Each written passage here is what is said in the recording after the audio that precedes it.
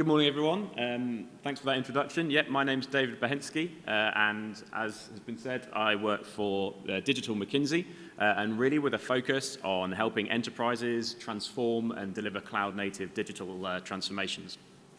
For the past 6 months, I've been involved in one such project for a global food delivery company that was taking advantage of some of the forefront thinking in UX design, microservices, and cloud architectures. But really our goal was to build and leave behind a lasting digital capability that would enable the organization to compete effectively against both their established competition, but also against some of the new disruptors that had recently entered the food delivery market.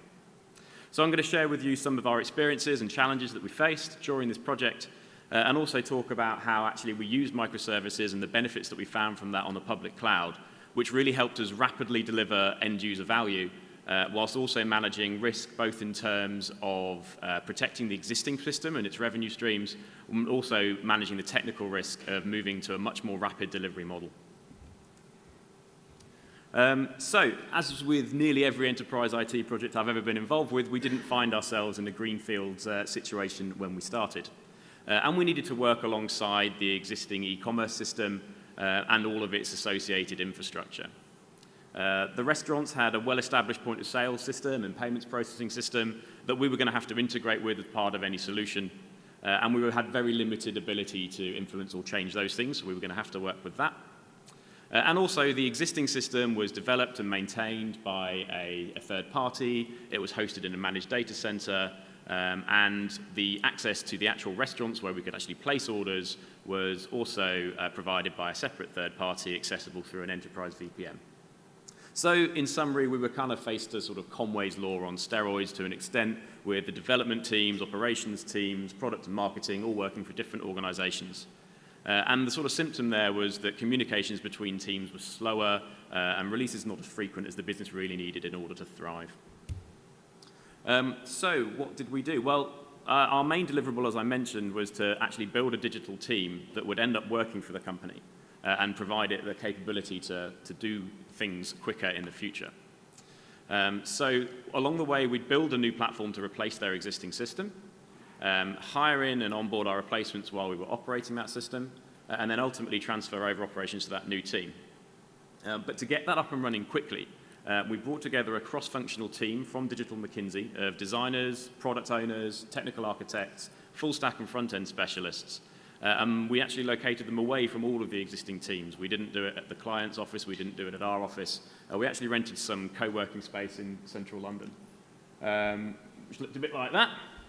And that actually brought with it a number of benefits. So we could operate more like a disruptive startup than if we'd been part of an established organization. And that really allowed us to sort of take our own risks and own our own end-to-end product. It gave us more breathing room to sort of build in our own digital culture that we really wanted to leave behind without having any of that kind of impact. And also being in central London, that are located as ideally to recruit the talent in that was ultimately going to replace the team and be the lasting legacy. So with that team in place, we first set about building an MVP solution, a minimum viable product, on Amazon that was eventually going to grow and replace the existing platform. That MVP was scoped to allow us just to place a single end-to-end order on the new system without having to touch any part of the old site in terms of the website. So essentially, we're deploying here the sort of strangler pattern where we were going to get a foothold onto the system from which we could then grow. In order to sort of protect the risk to the business as well, we initially started with a really scoped user base. So you would only get access to the new system if you had an iPhone, and if you were in the lucky 10% of iPhone users based on IP address. And we also scoped that to a specific geography as well. So you were only going to get access to the new system if you happened to live near one specific restaurant. That really allowed the business, the enterprise, to have confidence that it was okay doing things in this new way. And then as we grew in confidence and as we proved to them the value, we expanded those things out, so more users, a higher percentage, more devices. The UI we built was a single-page application. We used React and Redux for that. And then this was supported by a RESTful JSON API built with various different microservices, which I'm going to go into more detail on. We also had microservices that would deal with the mechanics of actually placing an order at a restaurant, capturing the payment from the payment provider, and also tracking orders through to delivery. The other goal of our MVP was to make sure that as a team we could benefit from a continuous delivery pipeline, both in our application deployment and also in the configuration of our infrastructure. So we wanted to make sure that we could deploy both our application and our infrastructure changes with zero downtime without having any impact on the business. So our path to production, our work process looks something like this. So a developer or maybe a small pair or team of developers would talk to their product owner in the morning, have a look what's the next most high priority thing on the backlog, and they would then own that feature delivery end to end. That would probably involve some changes to the UI. It would probably involve some changes to some of the back-end microservices. But they would own that whole story. They'd go away and develop that locally. If they were working in a pair, they might divide the work up, some doing the front end, maybe some making the changes to the API microservices. But they'd develop that on the local machine and make sure it passed all the unit tests and also run security analysis on their local machines before they were even allowed to commit it up to source control. So that was one of the ways that we ensured at least a minimum bar of testing was taking place before anything goes into production. Assuming all those tests had been passed, it would then get committed into Git, and our continuous integration service would automatically pick up that and then build a Docker container that contained the microservice or the change to the UI that had been made. Those unit tests would then be run, and then more integration tests and application tests. And assuming all of that's been deployed okay, then that would automatically get built into the cluster. We'd spin up the new service, check that it was registering as healthy with the load balancers, and then providing it's all okay, the system would automatically retire the previous version of that microservice or the UI.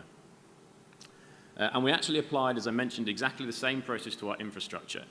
We used a tool by HashiCorp called Terraform. Some of you may be familiar with it, so that we could actually basically deploy the same strategy as we have done for deploying applications to deploying our infrastructure. So if we wanted to add another server or add something to the DynamoDB table, that would just get added into Terraform and committed through the same process here. And that turned out to be really quite powerful. So how did microservices sort of help us with this? Well, we actually found that by having microservices, it meant that we could split the end-to-end user features up into much smaller chunks, and that really de-risked it from the enterprise point of view. So to give you a specific example of that, if I'm releasing a new product for sale, then I could, without any impact to customers, enter the content, maybe the picture of that product and its description, deploy that to the content microservice, and I can do that, no risk, no regrets. Likewise, I can do a similar thing about the integration to the point-of-sale system. I can deploy that to the point-of-sale microservice, and no customer can actually access that yet, so I can test it locally, check that that's in place. Then with use of feature flags, I can actually release the product microservice that has the definition of that product in the third stage, and then test that end-to-end as a developer. And when I'm happy with it, then another commit that flips that feature flag, and now we're into production. So that was really, really handy and essentially allowed us to really control that risk and be able to go quicker by allowing our developers a lot more control, because we were able to do that while still maintaining high availability, doing this while orders are still coming into the system. And it meant that at any point the risk of that one change was quite small. One of the other advantages, of course, of continuous deployment is that if something does go wrong, it's just a case of flipping that feature flag back again, and we're all back, and we can work about what went wrong and do a post-mortem. So I mentioned we applied the same thing to our infrastructure as well, and that was really, really powerful. So, for example, at one stage in the project, we were switching between a VPN solution and a direct connect. And we were actually able to spin up an entire VPC, have the microservices reschedule themselves over to the new VPC that was using the direct connect, and scale down an entire VPC, all while orders were still coming through to the system. So having that continuous deployment, zero downtime, and a microservices architecture really enabled us to do all these great things without having to interrupt the service. So our end architecture ended up evolving into a little bit of something that looked like this. So we made heavy use of Amazon services. We didn't worry too much about tying ourselves into one particular provider. We wanted to move fast, and we wanted to get the benefits of the services that were there. So we made heavy use of AWS CloudFront for our caching solution. Also provided us a degree of DDoS protection with their application firewalls that you can build in there. And we'd back up the HTML and JavaScript would be served from S3 behind CloudFront. The API then was on this first VPC on the bottom left of the screen, and that we used CloudFront to do our sort of path-based routing that would split our microservices based on their path. So there would be a products microservice / products / content for content / restaurants for the restaurants. And each of those, CloudFront would then route to a particular elastic load balancer, and they were attached to an Amazon ECS cluster, which was controlling all of the scheduling of the Docker microservices that were running. This made the zero downtime really straightforward. So we could just ask Amazon Container Service to spin up a new version. It would automatically attach it to that load balancer, and provided it was healthy, then retire the previous services. So it made that really, really straightforward. Talking back to Richard's point, we're using RESTful HTTP calls to all of these microservices on the front. But then we also, for our asynchronous processes, once the order had been placed for the food, we actually placed that order onto a queue so that all the other microservices sitting in this second VPC would be able to move in a more asynchronous manner. Once the customer's placed the order, that's it. We know it's now our job to deliver that. And we discovered one of the weaker points in the solution was this VPN connection into the restaurants, represented there. I mentioned we changed that to a direct connect during the course of the project. But by having that queue in place, it allowed us to retry the request and make sure that we were delivering that. It also gave us some security benefits as well. We were able to run things like payment capture in that VPC and sending out emails, anything that was sort of handling sensitive data, and keep that away from the public API. So that was great.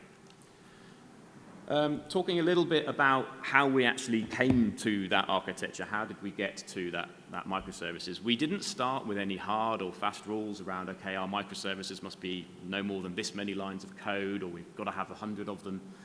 We really wanted to optimize for speed of change and let the situation evolve. But over the course of the project, we did determine some key rules and some key patterns that told us it was time to split what we had into a new microservice. One was bounded data contexts. So, for example, it was quite clear to us that all of the information around a restaurant, its opening hours, the phone numbers, which postcodes it could deliver to, that all kind of felt naturally like it belonged in one place. Whereas the information about the products that we sold that would be available at all of the different restaurants, that was clearly a separate microservice. So that was really a very data decision. It's like, well, this thing has nothing to do with that thing, so it makes sense to have those in two different microservices. But it wasn't just based on data. We also discovered that how often that data changes was a really important indicator for us in when to split a microservice. So take that product that I was describing. We found that the image associated with the product and the content associated with that product would change far less frequently than whether or not you could buy that product. Sometimes they had deals that were only available on a certain day or for a certain time. So we were changing the caching of the product's information was changed much quicker than we could cache the images and the content. So we split that into a separate microservice so that we could again leverage CloudFront and serve the content with a much higher cache, which reduced the load on the system. So yes, the other two things were whether or not we were talking to a third-party system as well. We didn't want to have leaky abstractions. We had sort of our definition of an order that was going through, and just because we were integrated to a particular point of sale system or a particular payment provider, we didn't want that to influence the overall design. So that was often a sign that we would use a microservice to deal with any specific integration complexity faced with those things. And that, again, turned out to be very useful over the course of the project as we discovered that there were, in fact, more than one point of sale system in the estate. And so we really had a sort of controlling orders processor microservice that then passed off to the specific microservice that dealt with the complexity of that integration. And I suppose the last thing I really want to say on this as well is that we also didn't just like build all these microservices to begin with. It very much grew over time. At the start of the project, during our MVP, we had just one orders processor service behind that queue, and that was dealing with all of the things that I've mentioned. It was dealing with capturing card payment, placing the order to the point of sale, sending out a customer email, and tracking the delivery. And that was because we wanted to get the MVP out quickly, and we had hardly any load. As I mentioned, we had 10% of iPhone users that were in one particular area of the country. As we grew and as we took more load, it became clear that these things should be split out, and so we evolved over time to have a separate payments microservice, a separate point-of-sale microservice, and a separate email sender. And I think that, again, was really useful in balancing speed of delivery at the start of the project versus ending up with something that made sense and was easy to maintain going forwards. And really, one of the sort of key benefits that we got was our drive and our ability to experiment much more freely throughout all areas of the application.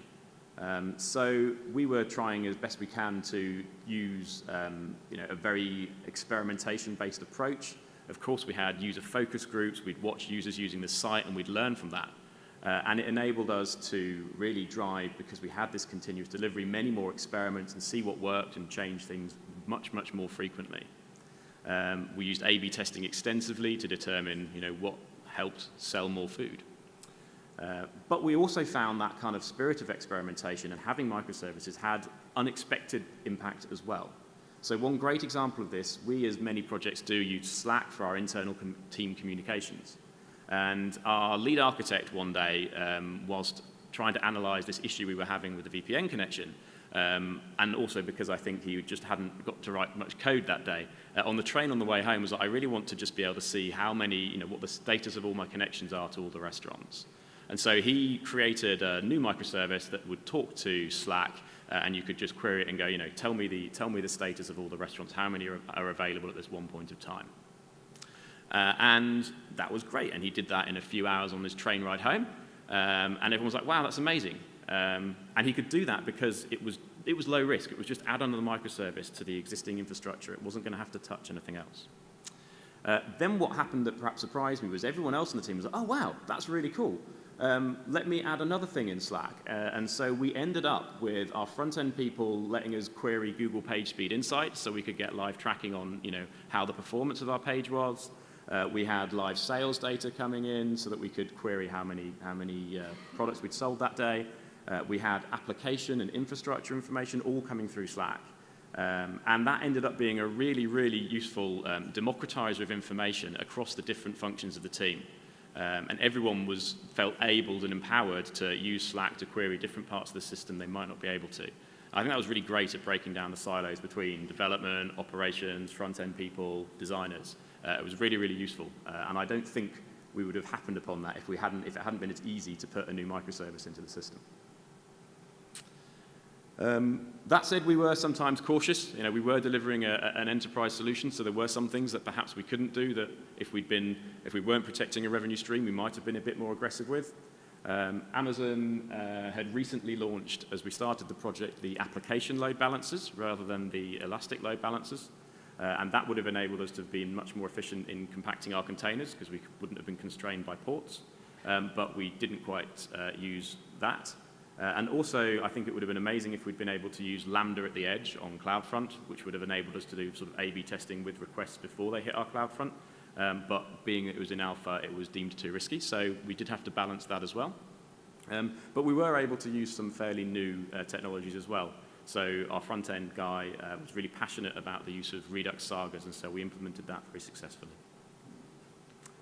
Okay, so was this all worth it? Did it give us any benefits?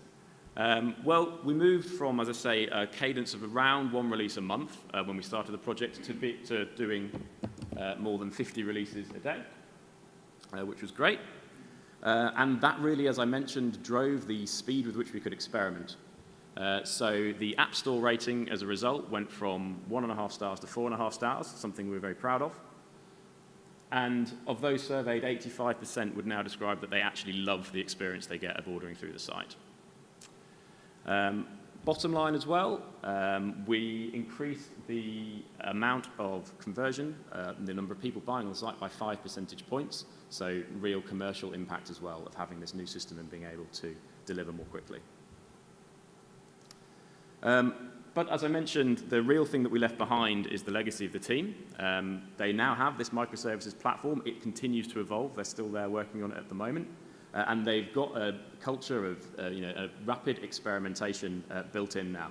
So they're well into doing A/B testing, constantly looking for new ways to improve and further better those numbers.